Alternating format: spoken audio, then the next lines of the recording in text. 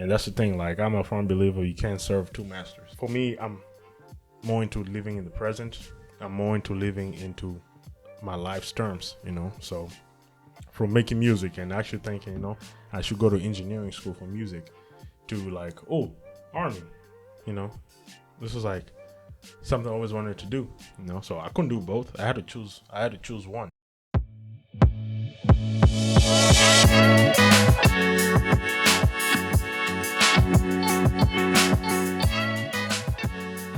Welcome to another episode of Diasporas Podcast. So today I have a very special guest, man. Leader of Bonoko Squad out here, bro. I haven't heard that one. Yep, 417 South History, bro. It's been a minute. So it's one of my good friends for a long time. I've known him since I've been in the States. So let's just start from tell people where you're from. Okay. All right. My name is Dan, and I'm originally from Kenya. I grew up there probably until 19 years old, and then that's when I came to the States. Nice. So do you grew up in the capital city, right? Yes, I grew up in Nairobi. My entire life was just in Nairobi. based in Nairobi. Do you went to the outskirts or take trips to the? Yeah, because every time you break for school, you go home to the countryside. Right. You still gotta do that. Go visit your grandparents. Go visit your extended family. So, right. We did plenty of that. But I'd say average 3 times a year. Nice. Yeah, nice. But I'd say my whole life was just based being back in Nairobi. Nice. Now, I've had people from Kenya as well on the podcast, and I think we have one Oluo and one Kikuyu. So Oluo's winning right now because I know you're Oluo. Yeah, 2 for 1. Yep. Yeah. So since you're my friend, so I know a little bit about you. So you told me you grew up in you went to school in a boarding school. Mm-hmm. So what was that like? Well, it was pretty normal, I'd say, because most of my friends, if not all, were all in boarding school, and which is kind of weird being here. It's the total opposite. They think boarding school, you say boarding school, they think why?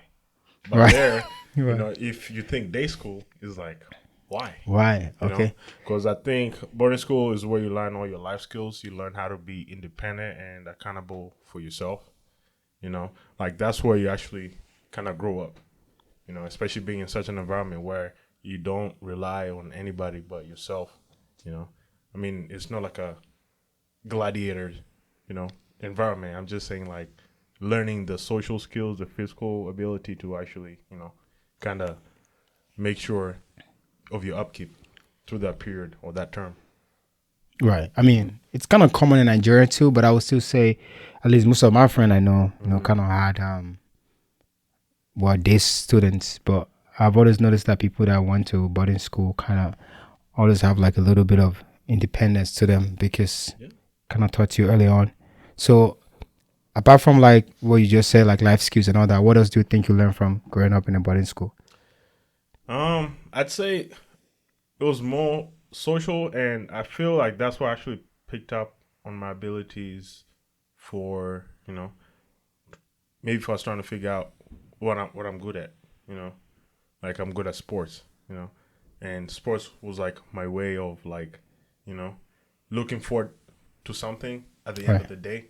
Right. It didn't matter if it was basketball, if it was soccer, handball, netball, whatever it was. If it has a ball, I want to play at the end of the day. So it kind of made things a little bit easier, an after school activity, kind of made me look forward to it. Right. Do you think helps you socially as well? Yeah, because being good at something, people kind of gravitate towards you because they want to play with you, they want to train with you, they want to know how good you are, they want to compete against you. Right. So it kind of gravitates you towards being a sociable person because you have to be that good, right, and to find competition also. Right. So you've been here 10 years. How good do you think your Swahili is now? At least more than 10 years. Well, let me just say this. A couple of years ago, I was leaving work and I saw this guy, and he looked at me and just spoke to me in Swahili. It took me a second to kind of break it down in my head and Right. translate it back because it's like it's been a while since I spoke to someone in Swahili. It was pretty bad. Let me just say, it was pretty Right. bad. So if you don't use it, you lose it. Right. That's true. We always have our occasional guests. My cat is always running around when we're doing the podcast. All right. So now you're 19. You're about to, leave home. So when did you first hear about America, or like how did you come to know about America? So actually, my dad is he came to America. I think I was 12 years old. Yeah. So, but I mean, prior to that, everybody knows like Europe and North America, because that's what you see on the TV or music, art, like it comes from, Europe and North America. You don't hear other places, so it was just one of those things where, like, seeing the movies, see New York, you're like, oh, it's cool, see McDonald's, Right. you're like, oh, burgers, I wish I could have a burger, Right. It's good. So yeah, so my dad, I think I was around, it was like I was 12 years old. That's when I was like, oh yeah, well, I'm gonna go to the States. So he came to the States, and I was like, well, when I finish high school, I'll probably, join him. So that was your mindset at the That time? was my mindset at that time. Okay. Yeah. So he left, and then I continued with school and graduated high school, and then I went to that was 18 years old. But by that time, I had no plans to even come into the States at all. Like I was so focused on playing basketball. So I was like, okay, now I'm done with high school. I go to university and keep on playing basketball. In Kenya, right? Yeah. And then, but when I finished high school, so in Kenya, you have like a 2-year continuation of high school. It's like you'd say pre-college, or how people here go to community college, Right. get that 2 years to supplement to that 4 years or add on to that 4 years. So that's what I did. So my first year there, I attended that school and got to meet a lot of great people. A lot like a good coach, good basketball coach, and kept on playing basketball. And it was fun because traveled a lot. And then one summer, they decided to actually come to the States and see this college because they had a partnership with this college up here in Washington. From Kenya? Mm-hmm. Wow. Yeah. So I decided, I wanna go see. So that summer I did come here, and I was like, So they bring all of you guys here? yeah, it was like whoever could pay for it. Oh. Yeah, it wasn't like. So it was like an opportunity, but you have to be able to pay for it. Yeah. Okay. So I decided, you know what? Let me actually come here and see this. So I came here, and it was just beautiful, like a beautiful landscape, beautiful people, friendly people. Just the whole vibe was just very homely, And we're talking about Port Angeles, Yeah. right? Yeah.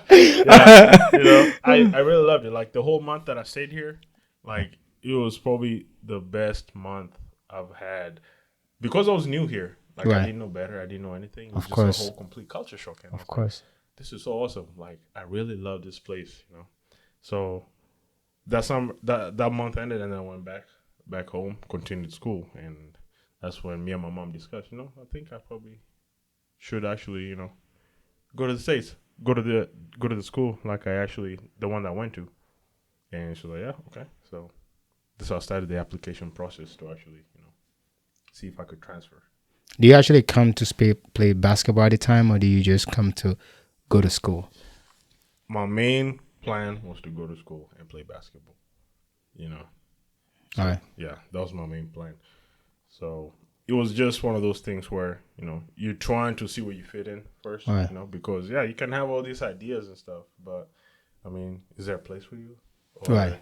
do they need you, So it was just one of those things. But my first priority was actually school. So when you get here on the basketball team, how was that? Like, what do you think? I was fitted into the basketball culture. It was very different because, number one, if you look at, like, if you compare physical attributes of, like, basketball players here and back home in Africa, Right. Africans are much lean, Okay. Here, they're the bigger. They're stronger. They've been And working out stronger. for a minute. Yeah, because they've conditioned themselves. You know, good training, good diets. You know, just repetitive. You know, so that was like one of the main like challenges. You know? And you just coming from Africa trying to join this college team of people that have been playing for a minute. Yeah. So that was like one of the biggest challenges. I was like, man, like I'm not strong enough, you know. It's very physical. It was very physical, you know. I mean, I was fast, Right. You know? I was fast. I could run day and night, Right. you know. I could run circles around people, but I was like, I'm not strong enough. So I didn't know much about weight training too, you know, Right. because we didn't do much over there, like Yeah. a lot of weight training, you know. So yeah, that was probably one of the biggest challenges, was just trying to be strong, physically strong. Yeah. Yeah, that was interesting. So now, I mean, we're roommates. Now you started making music. So when did you start making music? This was so Charles, you know, he had this this desktop computer, All right. and cause whenever I used to go visit him at his house, you know, we'd like just sit down and I'd see this program called Fruity Loops. You know, now it's called FL Studio, you know, but then it was called Fruity Loops. And I was like, huh. He's like, oh yeah, I make music in this, you know. So I was like, okay, let me hear some, you know. I never knew anything about music, so you know, he opens it up, he plays something. I'm like, this is how music is made. Because for me, I thought, you know, it's like a live band. That's how you make. That's how you make music. Oh, bro, me too, bro, me too. Like everything can be done with just a simple computer. I didn't know that, you know. So I was like, this is really amazing. So, you know, like he graduated and then he actually gave me the computer, you know. He was like, hey man, here you go. Here's a desktop, you know, he got everything on it. Have fun. So every time after school, like I just come back home, open it up, you know, and start playing with it.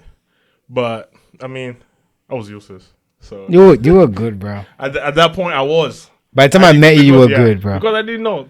And that's the thing. Like, I didn't know anything. So, where do you learn stuff? YouTube. Right. So, now I spend like 6-7 hours a day. Just I learning wouldn't even YouTube. sleep. Just going to YouTube and watching videos of all these great producers making stuff. And I'm trying there to emulate, you know. So, for a hot minute there, I was actually like just copying what they're doing, you know. I'm like, No, yeah. sounds good. It almost sounds similar, you know. Yeah. But also the same thing too. Like it was more like playing musical instruments too. Like that was also like a main challenge. Yeah, You know? yeah. So to surpass that, like straight from YouTube, learning. Okay, it's a computer. You can make any sound that you want. Think of the sound. If you've learned how to mix music, to master music, you know how to manipulate sounds to sound the way you want it to be, you know? So I think that's what took the most time. So once I learned how to do that, like I surpassed all the barriers. Like music, I could just think of something, you know, just give me a keyboard. I make whatever I make, whatever type of instrument on it. I don't even have to use the instrument, just use the mouse on the monitor, and then mixing and mastering. Like that's where the money was.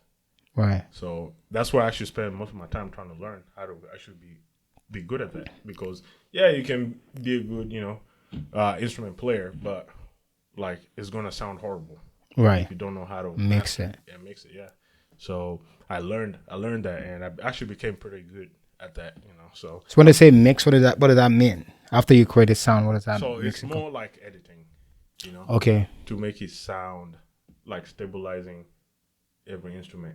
You don't want one thing to overpower one thing, or you don't want one thing to sound very, very strong, you know. Or okay, I'm thinking maybe I should probably, you know, have like this big reverb like playing in a big hall, and maybe I should kind of make it sound like, you know, there's people chanting, and like okay, maybe moving sound from one speaker to another. Like it's just multiple things. You're trying to be very creative in how you mix it, and you know, just to make it sound, I'd say a little bit trippy, you know, because my thing was I like orchestral music at that point.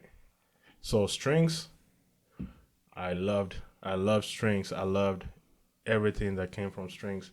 So just having that stadium type of music to create that was like pretty awesome.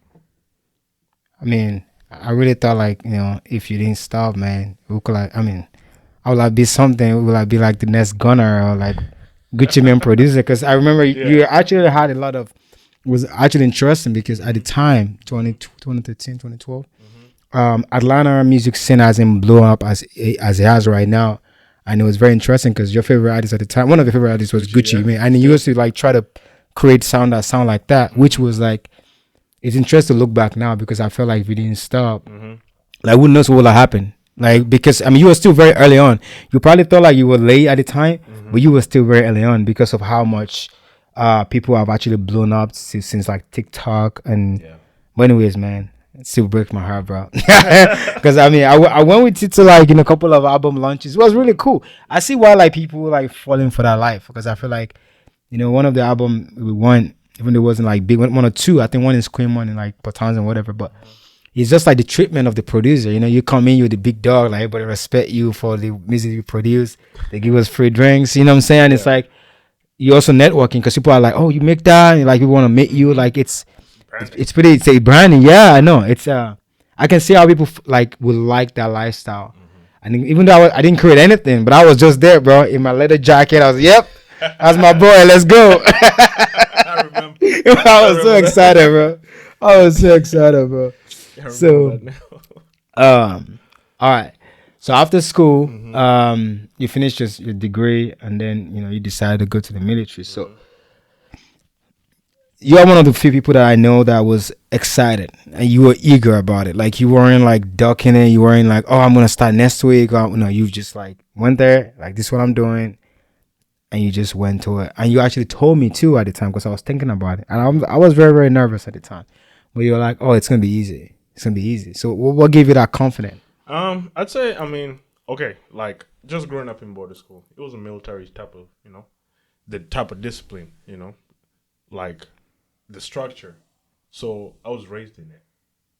So to me, that was nothing. And also, just also being in boarding school, man, like we didn't have like electronics or, a way to see the outside world. The only way you had to do that was get a book, start reading about stuff, or just go tell outrageous stories with your friends, for a whole 3 months, So one of the things was like, we need adventures, So I knew you're a young kid, so you just want to try and think of something that actually is going to satisfy you adventure-wise. So for me, I considered, let me try. Because I heard about the French Foreign Legion, it's like just a foreign army for the French forces, where they actually let foreigners join it, serve minimum of 5 years to get free citizenship, plus other benefits, And to me, actually, that sounded pretty good because I read about it, And back in Kenya. Yeah. Okay. And I was actually talking to some of my friends, my high school mates about it, and they're like, yeah, this sounds pretty cool, So, like, when I started, focus more on basketball, and then I came to the States, like, I forgot about it, Right. And then once I graduated from Peninsula College, I was like, well, I still need to continue with school, because I was still on that track, like, still continue with school. And then that's when our friend, Kevin, was like, hey, man, like, yeah, I'm joining the Army. I was like, how? You just, you came here the same way as me. You came here for school. You have a student visa. Like, there's no way, like, because you're not a citizenship. You're not a green card holder. Like, how are you going to be, how are you going to do what you're going to do? And that's when he told me about the program. This is called the MAVNI program, where you have to meet a certain criteria for you to be eligible to become a soldier. And through that's how you can get your citizenship. And I was like, who do I need to go see? Because when he said that, like he was, joining the Army, I was like it kind of sparked like something, like I was oh, by the way, because I actually talked about this with my friends back home. Like, I actually wanted to become a soldier, and just experience that type of life because I was into that lifestyle, So, yeah, once he spoke it, I was like, oh, I remember now. Like, I really wanted to do this. Like, who do I need to go see? Where do I need to go see them? Like, how can I go see them? So he helped me out, and I actually went and saw the recruiter, and that's the recruiter about it, and he explained everything, and I was like, yes, I'm interested. I want to do it right now. So it's like, fine. So they give you an option because you score very high. Because I actually tried to do the same program, but I wasn't as good as you are in math. Couldn't get the right score. But anyways, you score high enough to have any job that you wanted, but you still choose one of the craziest job in the military. So why is that? So I've been a very physical person my whole life, and I've always thought of physical work as satisfying, So whenever I had an option to choose amongst the jobs they gave me, I didn't see anything worthwhile except for military police or infantry or combat engineer. They also gave me other options like supply specialist amongst others. So, and I did ask about all that stuff. So I also went back home. I kind of looked into it, and this was 2013. The war in Afghanistan was still going on. So, see YouTube videos and all that stuff. It's like this is very adventurous. It's very it's like surreal, dangerous, and that's not the word most people will describe it, but you can keep going.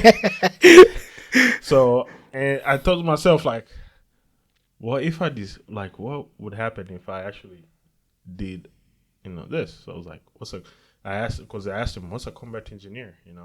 The recruiter gave me something. Oh yeah, it's just, engineering work, building bridges, just construction type of work, And I went to the internet, I looked it up.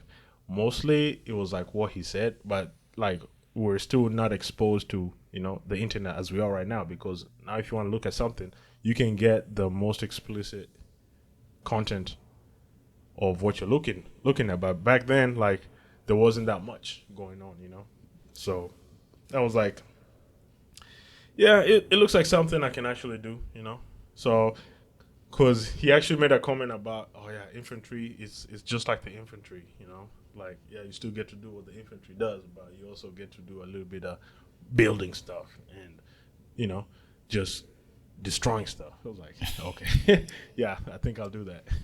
Right. So that's what I decided, yeah, sign me up. So was that decision innate in you since you're a kid, or do you think you learned those skills of going for the hard stuff in boarding school? I think it was more I already proven to myself I can do it, at that point, I don't think I've ever done something, I'd say physical or mentally taxing, and I quit. To that point, I never did. I never quit. So, and when he told me about that and the challenges about it, I was like, I think I can do it. So I'll do it. So I don't know if you want to say it's through life experience or it's something born. I don't know. It's just one of those things it's a challenge. I think I can take it, and I'll take it. So what are the life lessons that you think you got from the military, from your experience of being in the military? Well, one thing I'd say is it's about people, because if you look at most organizations, and you look at, actually, let me back up a little bit. One thing I hate is when people start complaining about, organizations or where they work or what they do, they say, oh, this place sucks, this and that,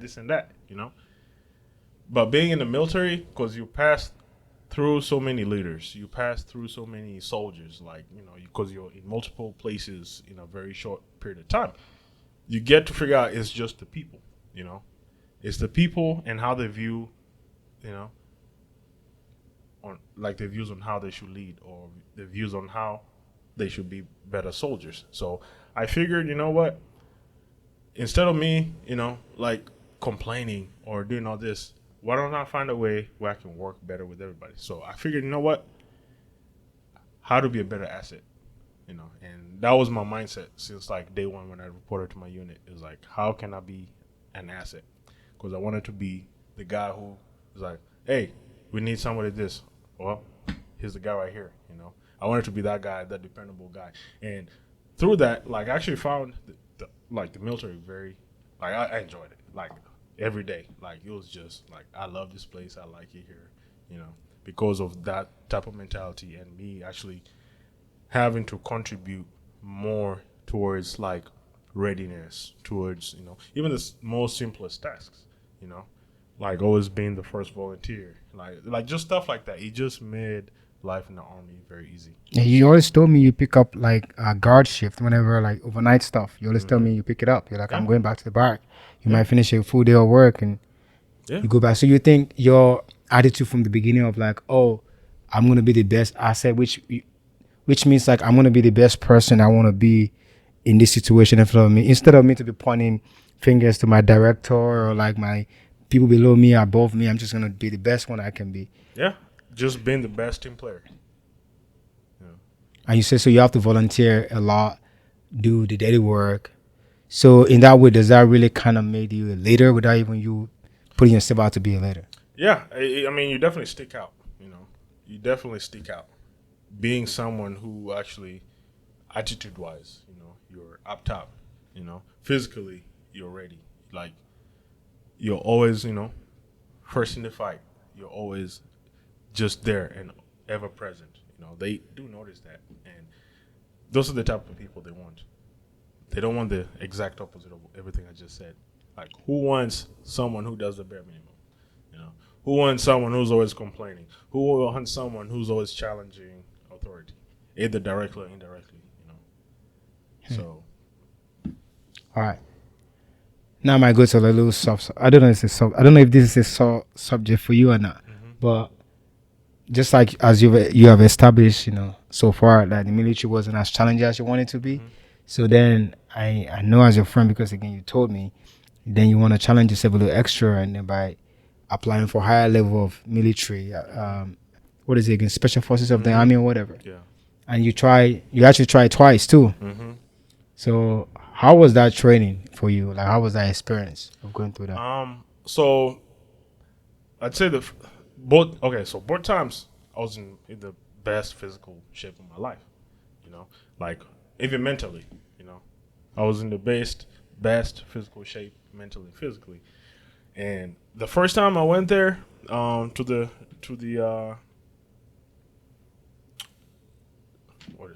I explain this? I'm trying to figure out the appropriate term. Okay, let's just say the first time I went for the tryouts, right? Right. It's a 30-day ordeal. Yeah. So that's another whole other environment. Like, I've never been in such a place. That's where that's the A League right there. And that's where all the people who have the alpha type of mentality, are there. So that's a whole new environment, even though it's still Army. So I actually fared well. I didn't lack anything physically, but it was just the minute challenges and like when it comes to instructions and like some of the injuries I sustained, like it kind of made me fall a little bit back. So they gave me another chance, and they told me, yeah, you can come back. So but by doing the first time, I was like, I'm definitely doing the second time, because this was not a hard challenge, Right. And I actually enjoyed it.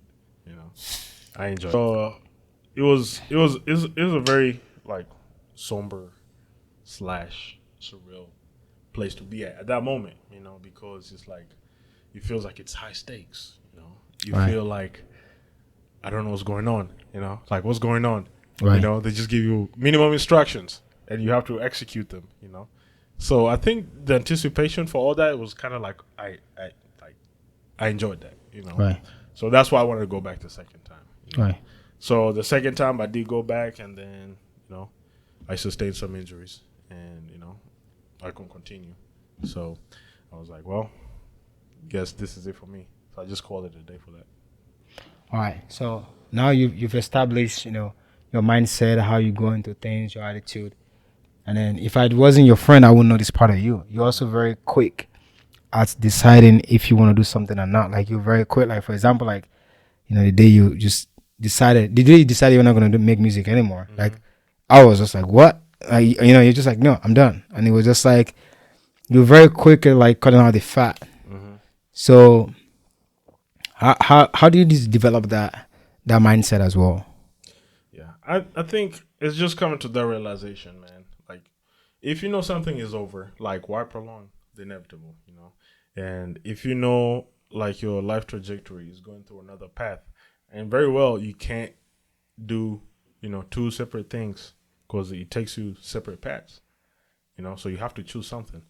And for me, I'm more into living in the present.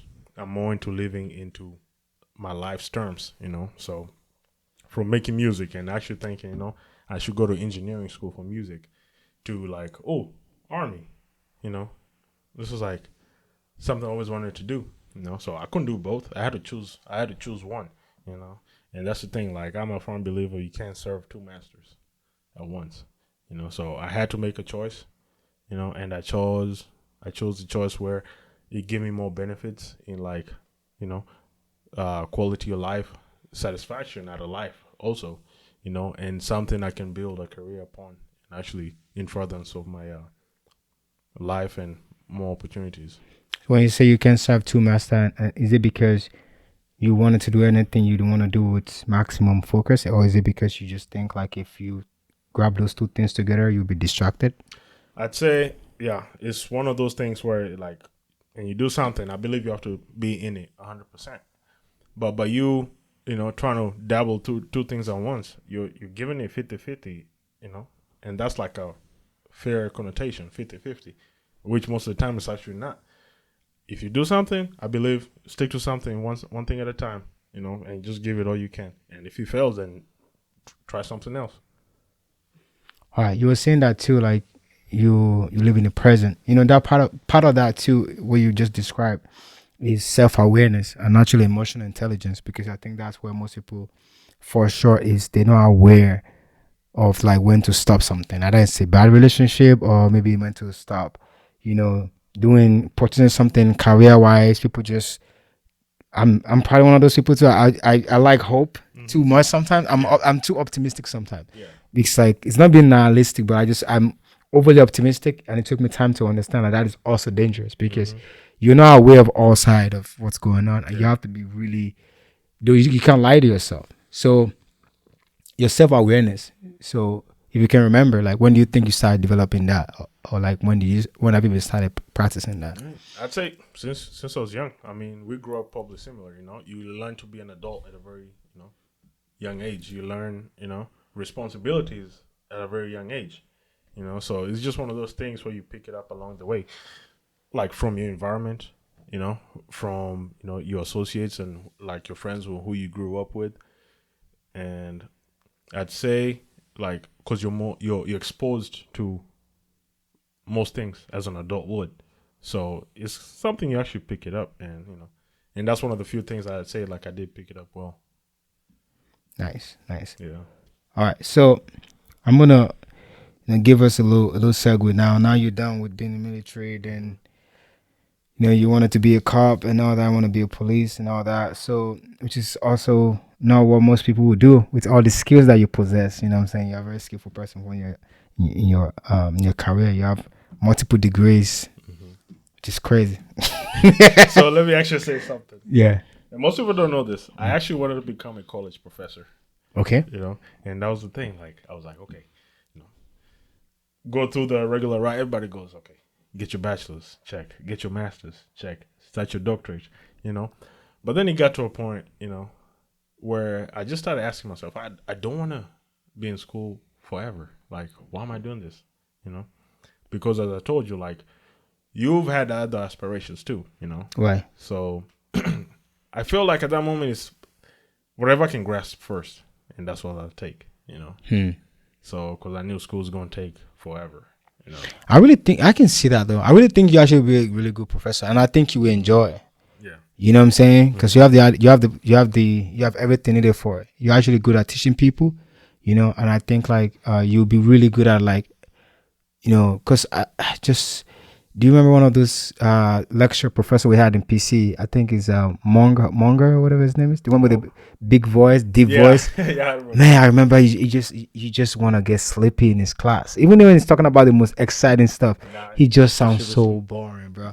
So I just think like when I think of people that actually will have stories to tell or find ways to explain to their student what they can understand, I think you'll be really good at it. But never say never, then I guess. Yeah, I mean, there's still time, you know. Right. It's just currently like, you know, I'm still putting that on pending mode, right? You know, that's it. I like that because I honestly really like think will be really good for that.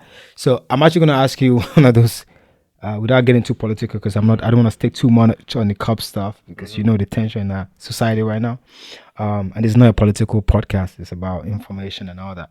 But if as a cop, what do you think civilians need to know about being a cop? About being a cop, or you as being a cop. Like, what are the things that you think like civilians get wrong about police work? Basically, I mean, first of all police officers are human. We're just like you, same dreams, same aspirations, same feelings. You know, it's just a uniform. You know, and also another thing about police work is like, you know, it's a service to the people. You know. It's not something that's set up to inhibit or prevent or, you know, just kind of mess and separate people up. You know, it's one of those things, kind of like where you grew up. Like you have people who actually enforce the law or people who, you know, don't want anything to do with the law, which is totally fine, you know. But me as a police officer, I don't focus more on the people who don't want to do anything with the law. I focus on people who are actually breaking the law because that's the thing. Like, it affects other people.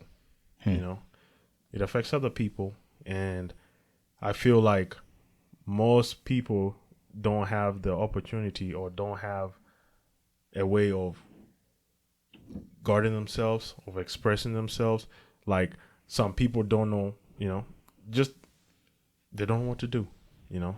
So I feel like the police work kind of steps in there and kind of gives people that kind of, you know, presence. Like, hey, I'm here to help you. All right. I know it might look extreme, but I'm actually here to help. It's just that simple. I'm here to help. Amazing, bro. All right. So you've described your mindset and you've described your attitude, right? Which has helped you through your various careers and, you know, life aspirations. So what do you think helped you the most? Is it your attitude or your mindset? If you have to pick one of the two. Yeah, that's a tough one. I'd say it's my mindset. Because I feel like you develop your mindset, like, it takes time, you know. It's attitude, I feel like you can just, like, snap and, you know, flip it. But mindset, like, it takes all the resiliency and all the toughness like you've actually had to bring through your whole life to develop something that actually is going to sustain you. Because without a mindset, like, you're just vulnerable, you know. And I feel like your mindset will kind of safeguards you and kind of safeguards your attitude. So for me, I'd say mindset. Perfect, bro. I agree too. So you've been here longer than I have been. So you've been more than a decade here. So what are the things that you think you've lost? And this doesn't mean like in terms of like lost that you can see, but what are the things that you think you've, let's say, exchanged? You know how like some people move here, then you don't get to do certain things back in Africa, but then you have better life now, like you're a citizen, you have a good job and all that. What are the things that you think you've sacrificed to be here? I mean, I'd say, and not to sound in a bad way, like human connection, like that's rooted, you know, from just communal connection, you know, because here it's all about the individual, but where I'm from, it's about the community, you know. So here you're more focused about yourself, right? And back home you're more focused about yourself plus everybody else around you, you know. So definitely, that's what I've lost. Yeah, me too. Mm-hmm. Yeah, me too. American kind of taught you to be independent. Yeah, an individual. Yeah, it's like sometimes like you won't want to come to my house and I'll be like, But back home, back like, home, you have yeah. guests, like you spread everything out. You can't even wait for them Yeah. to get here. You know, Yeah. You be the best host. You know, Yeah. it's like you make sure everybody's comfortable because Everything. home guests are a blessing. It's a blessing, bro. You know, Yeah. and that's the thing. So if you know like you're receiving a blessing, like of course you're gonna receive with open arms. With open arms. And my mom would cook all day for guests. And if we have a guest that come to our house and they stay for like half an hour and they leave, like she would get mad. Like she would be like, man, that's not good. That's not.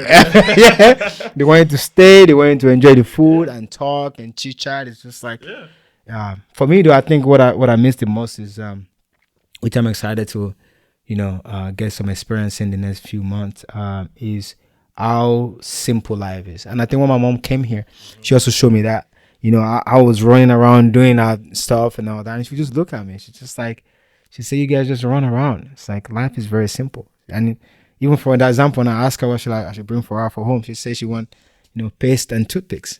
She could ask anything, I'm like, Mom, ask anything. She's like, no, I like this toothpaste I used when I came over there.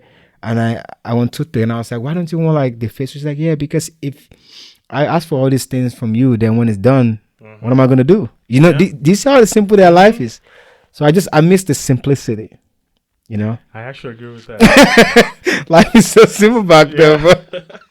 I actually see that now. And, it's actually true because it's the same way with like, my mom, because she also visits a lot, But for her, it's more of what she's bringing us than, right. what we, give her. And that's the thing, man. Like, it's just, life is simple, Right. Like, she always asks for simple stuff. Yeah. And because in your mind, you're like, man, like, I'd be asking. Yeah, I know. All these things, man. Why are you not taking this opportunity? I know. And she always give like very sensible answer. But then I'm like, oh, it's because of the way we're living now. We've been exposed to so much, and either we know it or not, what will make us happy is so high.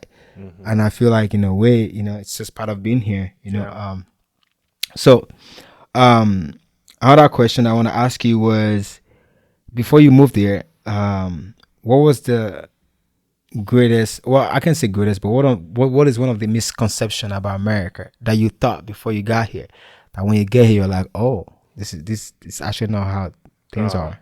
The American dream. There's no such thing.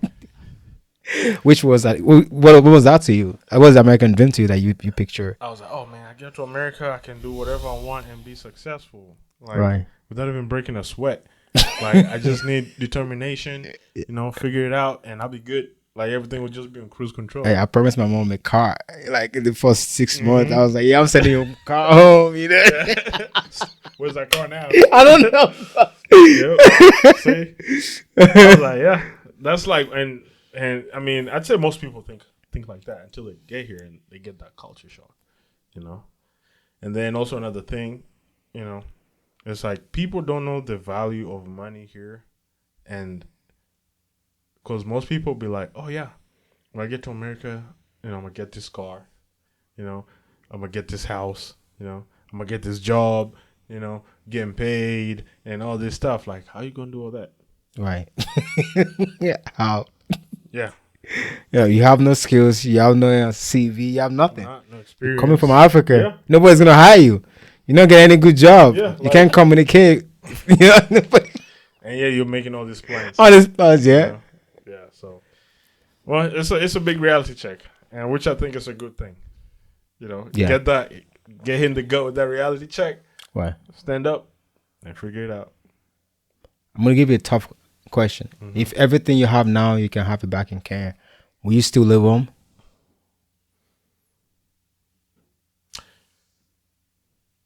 That's a tough one. I finally got you. Oh man, I'd say yes. Because why do people migrate for better opportunities? Right. So if you have better opportunities back home, like, why would you migrate? it's not like I was escaping something or, Right. I'm hiding or, So you would stay at home. Yeah. Yeah. Because that's the thing. I was looking for opportunities. And if you say the opportunities are back home, Yeah. or if I got the same opportunities that I have here back home, there'd be no reason for me to leave. I go back and forth. I mean, the question actually is really sound like debating if like Eve should have eat the apple or not. You know what I'm saying? It's like, yeah, maybe she shouldn't have ate the apple, but also like according to the Bible, our eyes got open and we see everything. Yeah. So I feel like even if I have all the money, well, not the money, but if I have the house or whatever I have here, my car, or whatever, and I have it back in Nigeria, I would still want to leave because I think in my mind, the picture of what America looks like you're saying, I thought I'm going to be on the beach. I'm going to be, so that I feel like that naivety will still be there. And I feel like no matter what money I had, I will still be living like almost like a fool's gold because I think when I actually come here, I realized that all my dream was not true. And I realized that it's a fake. And I actually think, because I think about it a lot. I think the experience we get here, money can buy it. And we see that a lot when we see someone that just got in fresh. You're like, man. Just wait. You are in for it, man. You are in for it, man. Yeah. So you're in for it, man. So I'm gonna get to the last one. If you have to look back and give an advice to your 19-year-old self leaving home, what would it be? Make a plan. Stick with it. All right, bro. I'm gonna end on that note, bro. Yeah. Keep it simple, right? Yes, sir. I appreciate it, bro. Yeah. It's been amazing talking to you, bro. Yeah, well. That's it. Yes, sir.